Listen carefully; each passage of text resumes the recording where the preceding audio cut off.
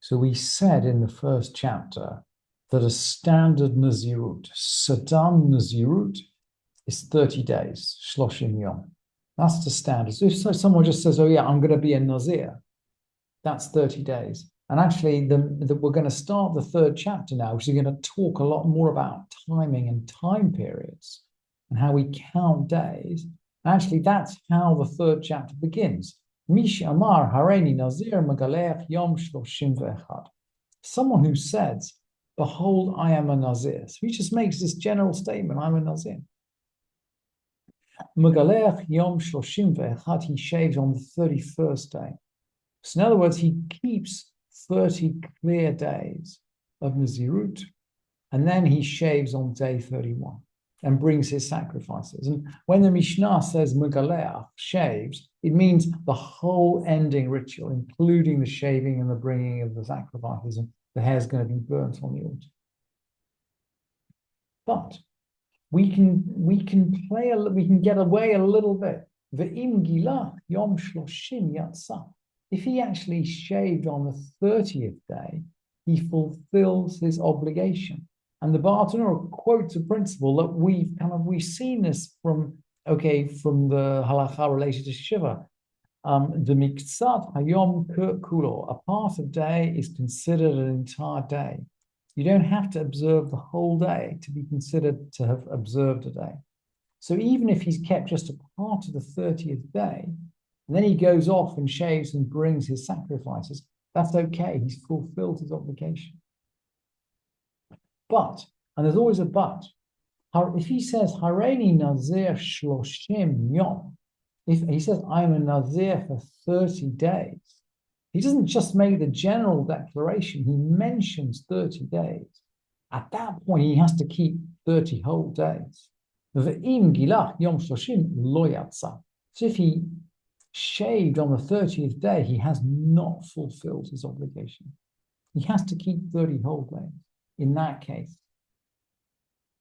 What about someone who vowed 2 consecutive periods?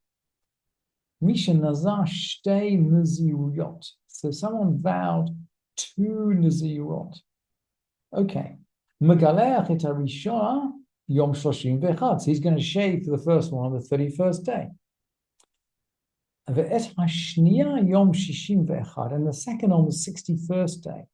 So the 31st day that he shaves is actually going to be the first day of his second Nazirut, and we're going to allow him that. So there's going to be a little overlap, or maybe it's not even overlap. He counts 30 days, he shaves, but the day he shaves is the first day of the second bunch of Nazirut. So actually, we are allowing him overlap, because you can't actually shave and be a Nazir on the same day.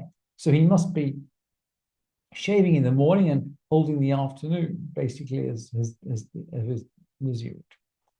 Im gilach et harishona yom shloshim. So what if he shaved for the first on the 30th day? And we know he can do that. Yom. So im gilach et harishona yom shloshim, maglalech et hashniya yom shishim. In that case, he can shave for the second on the 60th day. He's actually saved a whole day, because that 30th day is not only the end of his first period of Nazirut, but it's the beginning of the second one. And so we'll see, Ve'im gilach yom shishim chaser echad yatsa. That means if he shaved on the day before the 60th, he's fulfilled his obligation, because in theory, he could treat the 30th day as the beginning of his second period of Nazirut, which means that on the 59th day, he basically, on the principle that mitzat hayom kulo, on the 59th day, he's actually fulfilled his obligation. He can shave one day before the 60th. And this is the testimony that Rabbi Papias testified in Eduyot. Zo edut he'id Rabbi Papias. Now, we haven't looked yet at the Mishnah of Eduyot. Eduyot is one of the tractates in the order of Nezikin, in the order of kind of torts, damages.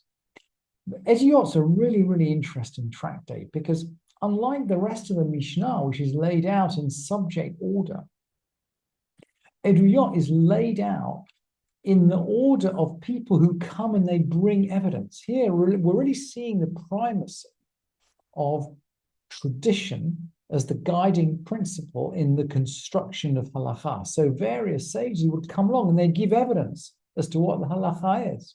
That's how we know what the halakha is. We're not learning it out from a text, we're giving evidence.